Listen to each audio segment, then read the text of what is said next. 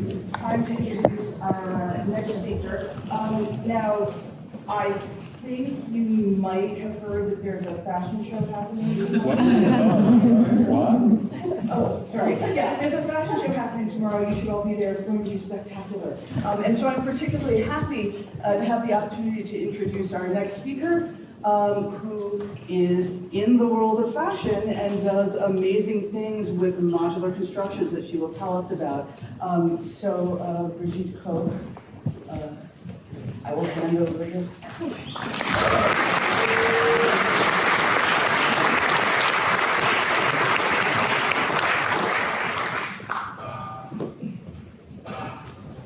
All right, I think this works, so that's great. Thank you for having me. And when they asked me, like, will you speak here? One of the things I asked or said is like, guys, you know, I'm not in academia anymore. So this is going to be very different perhaps from everyone else. So hopefully keep an open mind on this one. And I'm going to start off, or going to talk today about Modular Mayhem, which is a playful gateway to mathematical fashion design. But in a simple way, it is how creativity helped me fall in love with math. And that is what I want to share today. So I'm going to start right away with a question very much from left field. And I would like to see a raise of hands of all the people here that found math boring when they were in school. I'm glad to see I'm not alone. Some people might be wondering, Bridget, you know where you're speaking today? Yes? The worst grades throughout my whole education have always been in mathematics. So why do you even take math, right? And it was more that I love technology, I love innovation, and so mathematics was always this thing that you kind of had to do, and so I did it. Because I never really saw the use of the numbers on paper, and then, you have to solve it, and so I ended up with the solution, which was also numbers on paper, or letters on paper, or whatever. I didn't really feel movement of moving forward, even though it was solved, and that made me feel like this.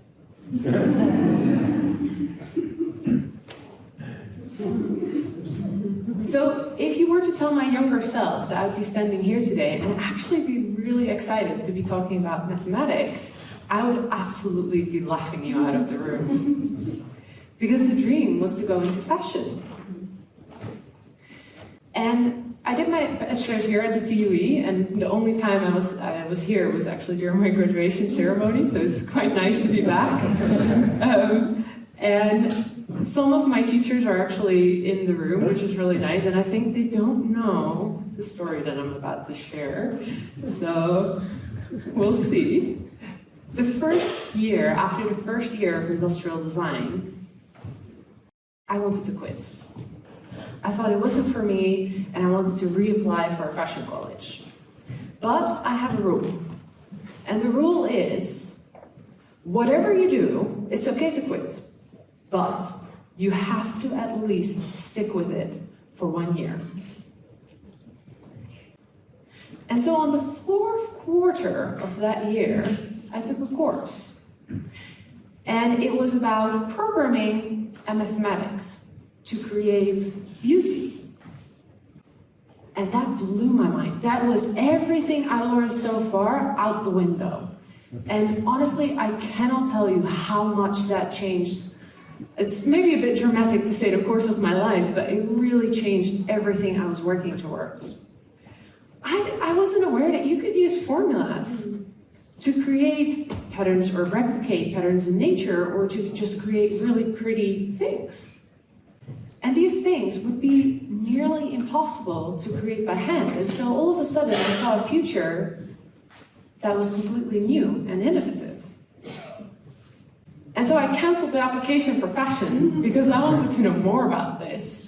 And this is what we did during that course. It didn't really turn out to be anything necessarily very useful, But I think the change in perspective was enormous. And so that's why I wanted to put that in here. And I wanted to learn more about programming. And for the first time ever, I wanted to learn more about mathematics. And I don't know how many fashion people are out here, so I'm just going to explain this really quickly. On this side, you have what you call basic block in fashion. And on this side, you have the steps to create that basic block. So it might say something along the lines of from there to there, measure it, and then draw it from there to there. When I was growing up, I saw this as just, you follow the steps, you make the drawing, you make the dress. Perfect. It was a bit of a chore almost. And then all of a sudden, I started looking at it again and I was like, you know what? This looks like one big formula. And I could totally write that into a software, and then that software can do the task that I didn't really like too much. And within seconds, I could have a basic block for the perfect fit.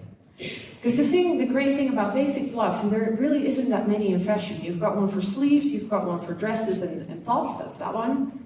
And you've got one for pants. And that's it. And on top of that, you can draw any design you want, and it will fit the person that you drew it for. The excitement of you could take this and turn it into a software is what I brought along for my final bachelor's here at the TU. And I hope that works. Yeah, so this is the software that we wrote behind it. This is not just me, because this was complex stuff. And so what you can do in the end is turn on and off pieces of the lingerie, and then you can directly get the G-code to 3D print that. And you can change sizes in seconds, which was really exciting. But the downside of all of this is that it took 1.5 years to make that software for one design. And so if we wanted to make a different design, there's a long cycle. And it also means that it took 1.5 years to find out that people weren't that keen on wearing plastic lingerie. That's a very long feedback loop. And so I wanted to simplify it so that I could test more things more quicker to find out what people would accept and what they wouldn't accept. And that's why I thought, okay, I absolutely love the programming and all of that stuff, but I'm going to simplify it, and I'm going to take smaller pieces. These are modular pieces, so you can see these little samurai ninja thingies go into those two holes, and then you can see along the sleeves, that's where they go into this kimono. And this was my first big project, 3D printing in a more simpler way. And what I mean with modules, it's like Lego. So you create this one block or one thing, a module, that you can then repeat in a pattern to create a garment. And I actually brought this one with me, so if you want to feel it later, it is here. And this is recycled ski boots for anyone who's interested in sustainability. And what I really like about this is that it still has that same principle of you can create any size you want, you just link more of them. But at the same time, we're still working on you're only using the material you need to create this garment, and so there's a lot less waste. So it still has the same principles, even though it is a little bit different.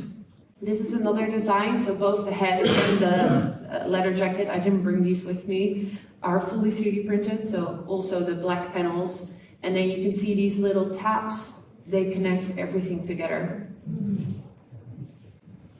And then this is one of my latest projects where you have multiple different connections. So there's 4 different connections here that then create that pants.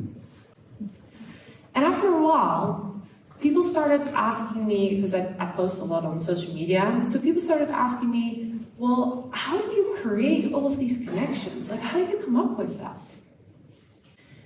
And that got me thinking, okay, how do I reverse engineer this so that I can then share about, how this design process works? And that resulted into this formula.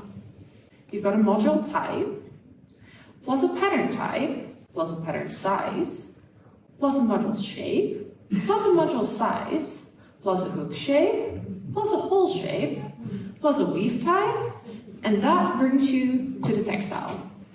And if you lost me here, don't worry, I got lost in this myself, but we'll get to that in a sec. So for fun, let's calculate the amount of different outcomes of these different textiles.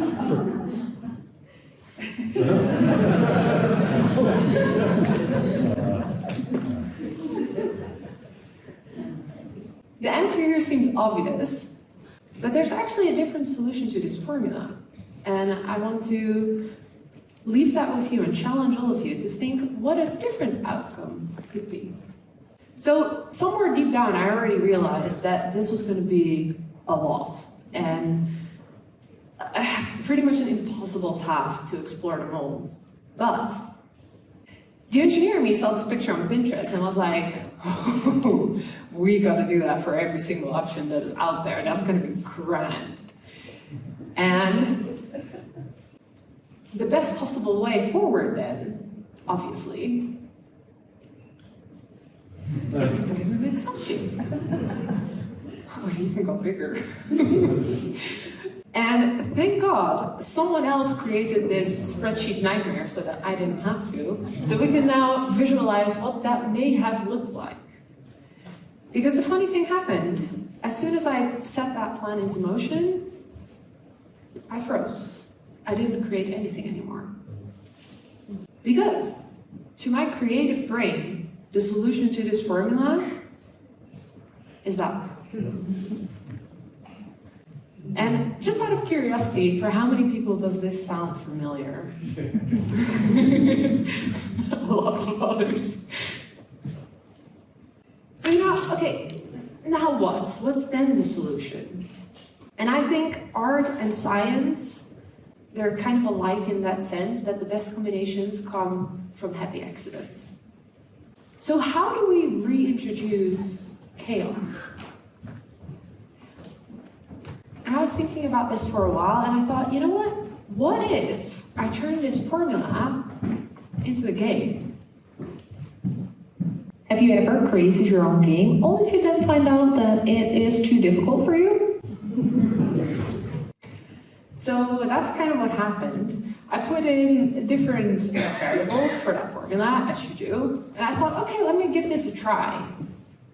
That's the only video on social media I have posted, and I made this in 2023. After that, I was like, right, this was way too difficult. Like, I thought I knew modular fashion. I don't. So clearly there is a need for an easier version of this. So I made it easier. And just to explain, these are still the same variables that we have with the little spiral, and then we're going to introduce constants into this, which is, this doesn't look easier, but it actually is already a bit easier because we're moving from 3D to 2D. Then we're going to try and remove a little bit. Then we're going to make it even easier by just removing some of the variables. Then we're going to make it even easier. And then all of a sudden there's something where, okay, everything is set, there's one variable. That seems like something I can handle. And so whilst building this, I started realizing that actually this was the best of both worlds. Because my engineer brain could list all the variables. I got to list all the different types, all of the different patterns, all of the different weave types that are there. But also the creative, because after you've picked one of those solutions, it's finished. Your project's done. There's a finish line. And so, for example, here I've drawn some cards. If I make this one, then I'm done. And so I can focus and get excited about that creation again. And this is a snapshot from the long-form YouTube video that I'm making about this, because I'm planning to turn it into a 30-day challenge, because if we go back to this slide, there's the bottom, which is all of the different variables. But then, of course, if we're going to challenge ourselves, it wouldn't be fun if there's no punishments and no rewards. So at the top, you've got one reward card every 5 days and a lot of punishments cards that escalate as you go harder and harder into higher levels. And that's just to add some spice to it all. And I wanted to share the results of the first couple of days of this challenge. Day 3 of designing new 3D printed modular textiles. This was the inspiration picture. This design starts with almost literal bricks. And then we've got these big circles that are folded in half and these small circles that are folded double to keep all of those bricks in place. Anyone remind this of something?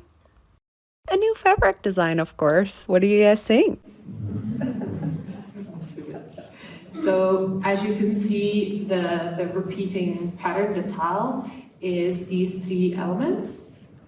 And then on day 5... I love it when you guys tell me how to do things the right way. I did cheat a little bit, amending it with the spoon, and a little bit of amending in the computer. Not too sure about using red here. It comes out a bit strange. And back in the box for the next time I'm at my parents'. All right, let me know if you guys want to see this as a full fabric. This design looks like a dead bug, but cute. Level 3 has 2 variables. We've got a hexagon base, but the hook, I cheated. I picked the hook I like, and that breaks the rules. So tomorrow I shall be punished. You can clearly see my instant regrets, but that's a problem for tomorrow. Let's link today's modules together. The result? Dead bugs, but make it fashion. Follow to find out what the punishment is. So this is just to give a quick snapshot. And actually the plan was to be entirely finished by the time I was going to give this talk. And I was like, well, I have 3 months and it's a 30-day challenge. Surely that should work. Things always happen, and so we're on day 9 now. And so I thought, you know what, I'm going to explain how the game works, and I'm going to challenge all of you along with me to do day 10 today. And this is level 4, so these are the constants that we have. So we've got a 1-part module, which just means we have to have one shape that needs to be able to repeat in all directions. We're working with 7 centimeters because it's a nice, big but not too big. And then we're working with a single weave. And a single weave just means you've got one arrow and you literally pull it through the hook, and that's how it connects to each other. And then we've got the variables. I already drew the cards for you guys. So we're working with a triangular grid. And then the hook shape, rather than it being a shape, it's a prompt. So draw something that looks a little illegal. And then the shape of the hole is a teardrop. Usually the way I start with this, if I want to create a new, I guess it's a tessellation in a sense, is to combine or create or draw the grid first at the size that is needed, and then start drawing the hooks. And whilst I was drawing this, I was thinking, I'm actually not too sure if it's possible to have a single weave in a triangular grid and make it repeat for one shape. So that's going to be a fun challenge. And I'll do it with you guys. So if it is totally impossible, apologies in advance. This is kind of part of what I wanted to share, because you're drawing cards and you really don't know what's going to happen. That's the chaos being introduced. And so I want to share what happened on the first day of this challenge. And trust me, I worked for 4 weeks to develop these cards, to think about it, to list out all the variables. First day.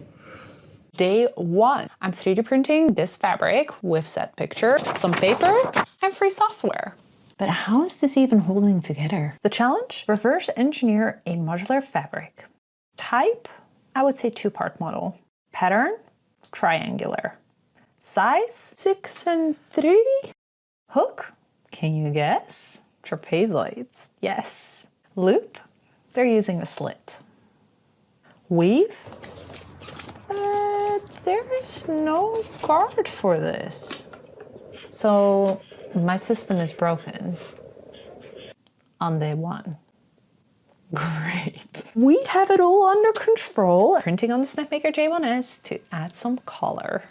Fabric 1 in the closet. Download it and try it. So technically I did 3D print from a photo, but the part where I explain how, yeah, I forgot. So you have to stick around for day 2.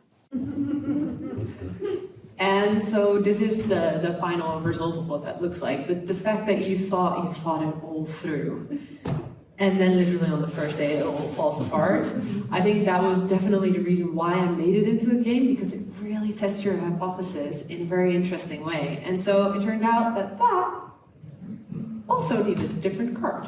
So one result was the fabric, the other result was expanding the weaves. And so what I want to emphasize to all of the teachers out here is you can really change someone's mindset by showing what it is that you can do with a certain thing. And so almost showing the conclusion. And it might sometimes, be something far-fetched, but it really helps people. And I think it would certainly have helped me be interested in mathematics way earlier on if I knew what I could do with it visually. And so I think that will help people through more of the drier bits that you just have to learn when you're learning a new skill. So I wanted to share that. And then the love that I now have for mathematics, I like to share that through social media and kind of help not only share my journey of learning more about mathematics, as well as sharing that with others and sharing that love with others. And yeah, that is me.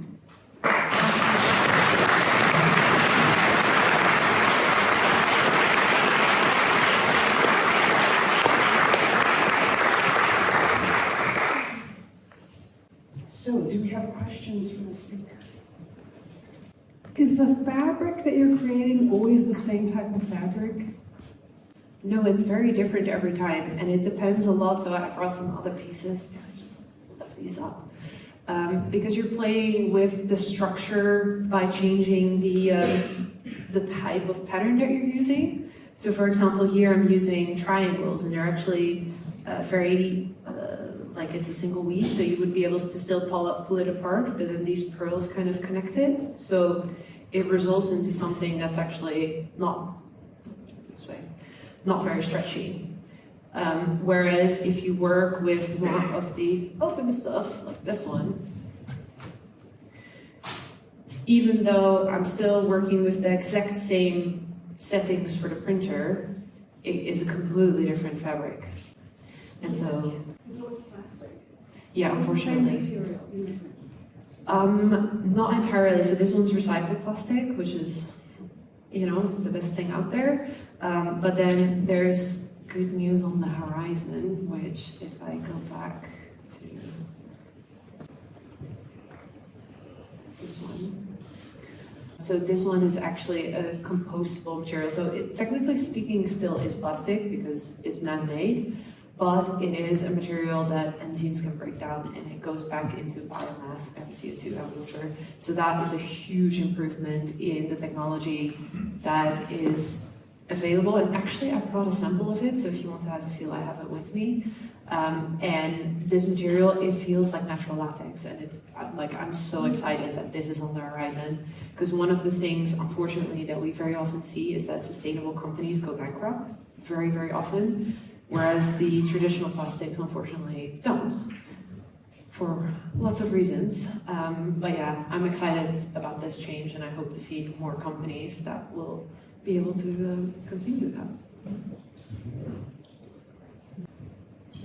Thanks for your talk so far. It was great. I'm really inspired by it, and I wanted to ask: are there any ways we can collaborate with you? Do you release any of these models on the website that I can print myself and try to feel a bit the discovery that you're on? So I actually haven't included it here, but if on my socials, go back here. There we go. So you can find me as @variableseams on Instagram, YouTube, and TikTok. And on there should be a link to Tanks where you can download all of these models. Some of them are free, some of them are not. Usually if they get a bit more complex, they're not. And the fun bit about it is that, for example, I release, let's say, the bag that I make with it, that's paid. But these are free. And then people send me like, oh, Bridget, look at what I made. And usually it's something completely different. And I think that's what I really love about modular fashion, because you can build your own thing with it. So I'd invite you to download them and try. Thank you for the lovely talk. I was wondering, what is your digital process? How do you make the G-code? In a slicer or with code? It depends a little bit on what I feel like on the day or what I'm trying to do. So there's multiple different ways. If I want to create like a very complex organic structure, I'm usually using Illustrator to actually make the drawing, and then Tinkercad to give it height. Sometimes also Rhino to give it height, and then create the G-code through a slicer. And sometimes I use Grasshopper to then create a 3D model and then create, put it through the slicer. Yeah, Grasshopper again for those. And sometimes, and this is very experimental, and what I definitely am very interested in is to use Grasshopper only, because you can create both the 3D model and the print path and then 3D print it straight from there. But that one's challenging. So, beautiful talk. I guess I had a question about combining kind of the first half of what you were talking about like designing blocks with building in modular fashion. So like in the blocks you've got darts and like those curves in the princess seams are like, you can move those by like, a quarter of a centimeter, and that has like a large change on the body. But, if you have something so tiny and like modular, that like how do you incorporate like those different like aspects of fashion together? Trial and error is the one single answer. So usually I make very small samples, try it out, and actually like having it physical really helps. And then from there on I can be like, oh, this was nice for maybe this, or nice for this. And it depends, because you can also work the other way around and be like, I really want to make a bag. How can I find the right module that fits that? So that's another way around. That one, you might end up with more failures because you're trying to get a certain thing, whereas the other way, you make something and then you find a use for it, which is sometimes easier. But I would say both of them are fun. Thank you for that wonderful talk. My question is about using other materials that aren't necessarily 3D printed. So like the one we see here has this three-dimensionality that would need to be printed, but like the pants that you made, like could you make that out of paper or out of actually cutting fabric pieces? How much of the structure that you're using is relying on the sort of friction of plastic being woven through plastic versus a different material? That's a fantastic question, because we started out doing tests with felt, laser cut felt, and that really doesn't hold. So when you see here that I'm just using that single weave, and in some of these as well, if I were to make this into felt, I might be able to do it here.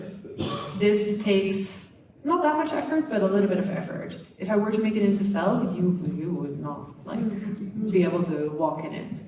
Not with this connection at least, so you would need multiple. So you can definitely use different materials. I think leather would work as well as the 3D printed material because there's a bit more grip to it. Felt works because it's relatively thick, but not as good. And then beyond that, there's not really that much fabrics that you could laser cut where it works. One of the ones that someone else, because they reached out and they were like, oh, Bridget, we love you back. Can we laser cut this in our biomaterial? I was like, yeah, sure. Let's see how that works. And it actually stuck together quite well, because there again, you have like the material stickiness, let's say. Oh yeah. Hello, thank you for the lovely presentation. I was wondering if you have tried to integrate artificial intelligence in your modular system, because that might give a lot of opportunities. Yeah, it's definitely one that I've been thinking about because one of my friends, he does 3D printed animations and he's been working a lot with AI. And then he shows me like, oh, Bridget, I made this and this. And I'm like, how? Because every time I try to use it, it looks like a 3-year-old made a picture. And I was like, I'm pretty sure that, I see a lot of stuff on social media, which is way better. So I think I just need to sit down and really try and figure out how to work with it. I have actually used it in, I don't think I have a picture of that here, but I have used it in one of my more recent designs where I told AI, can you design the organic shapes? Because I really don't like designing organic shapes, and that is perfect. But then the method, maybe I like it too much, that's why I don't want to give that bit away. Thank you for your presentation. I was wondering about the cards that you developed. Have other people also explored working with those cards to make designs? Yeah. Would it be a way to make other designs like clothes? Yeah, absolutely. So there's some teachers that have reached out and they were like, oh, we're working on this mechanism and I want to use it for, and then it was more like an engineering purpose. So I would say, it's like Lego. You can build whatever you want. It's more about what do you want to build. And in my case, that's very much passion. But yeah, it's absolutely possible to do other stuff with it. Hello, thank you for sharing your work. I was curious to hear a little more about what you mean by weave structure. It seems like it's the fastenings between modules, but I wasn't quite clear on what aspect was like differentiating single from double from triple. Right. So the weaving structure here is more about like how you connect the different pieces. So if I go to this one, you can see I have one hole here and I have an arrow. So I could pull this arrow through this hole. That is one way to connect it.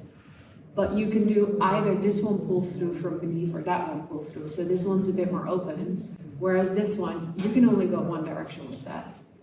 And that means that, for example, for this one, it would be really hard to work with a single repeating pattern. This works much better if you have two different modules. One is, let's say, female and the other one is male. This one, you just weave lots more times. This one, also a lot more times. This one is completely different. This is more based on how do you connect something without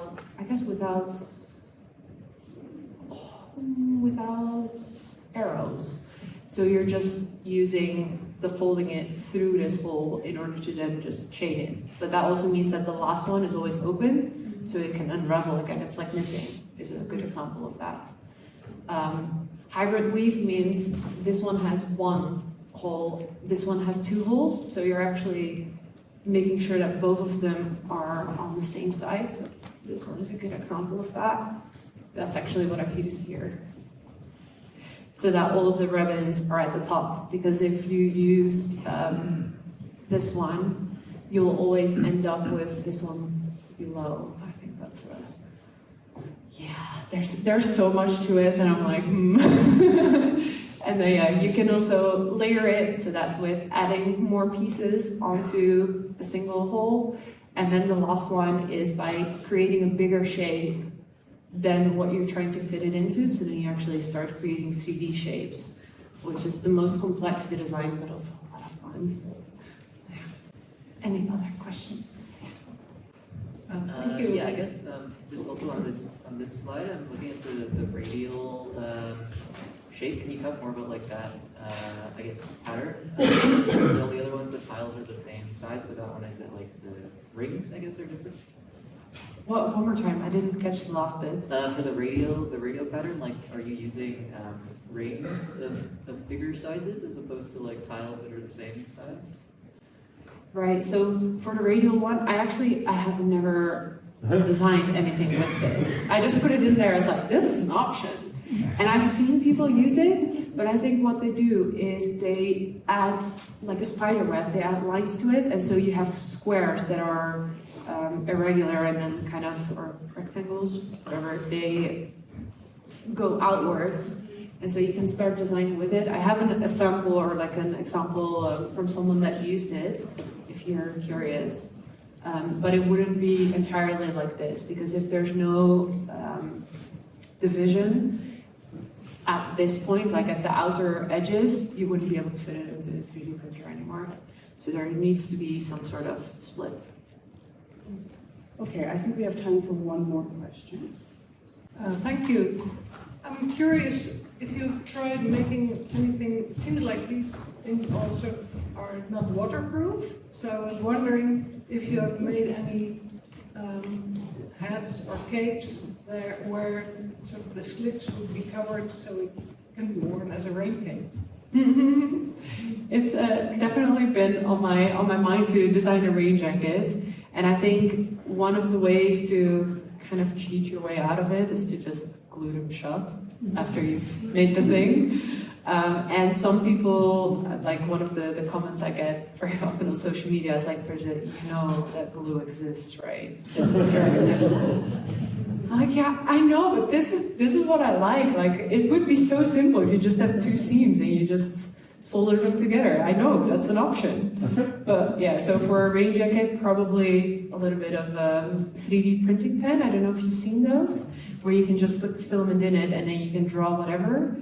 So usually what I do is I just turn the garment inside out and then just close the seam. Which is, it feels like, shouldn't do that. Yeah, shouldn't do that, but sometimes I do. Yeah. Well, let's thank our speaker one more time.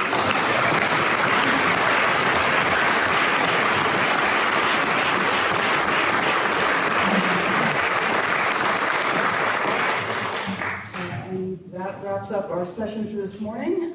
So talks will begin again at 2. Thank you.